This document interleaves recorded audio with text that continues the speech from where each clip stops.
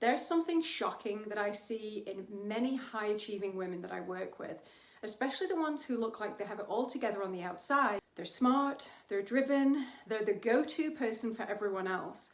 But behind the scenes, there's a different story being told. Binging at night, snapping at the people they love, overworking, overgiving, overthinking, all followed by the same guilt, shame, and a little voice in your head saying, why do I keep doing this? Well, most people call this self-sabotage, but what if it's not sabotage at all? What if it's actually your sweet nervous system just doing its job with just using outdated programming? You see, your subconscious always tries to keep you safe, that's its job, but safe doesn't mean happy, it means familiar. So even if you've outgrown the chaos, even if you logically know better, your body still associates slowing down with danger, or rest with rejection, or speaking up with loss. So it's going to sabotage all the things that you say you want. Not because you're weak, not because you don't know any better, but because somewhere along the line, your body learned that survival meant staying in motion, staying small, staying silent, staying busy. And it's not a character flaw, that's programming. And I've seen it in women who run successful businesses, lead teams, raise their families. On paper, they're doing it all. But when we start to trace the patterns, we see the same themes coming up. Procrastination, that's really fear of being judged. Overgiving, that started as this is how I earn love. Binge eating or binge drinking that began as the only time I could relax because food doesn't let me down.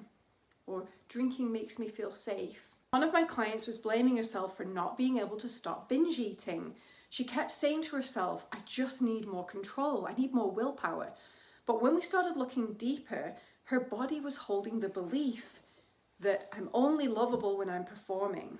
So food became her only permission to not perform.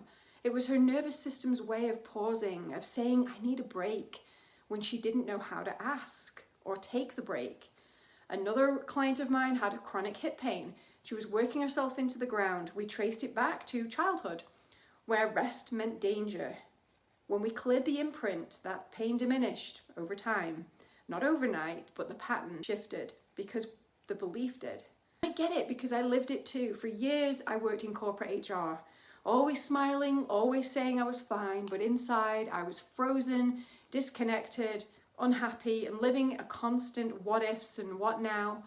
Chasing goal after goal, hoping achievement would finally make me feel safe or seen. I tried all the mindset stuff, the journaling, the vision boards, you name it, the breath work, the meditations, the self-help books.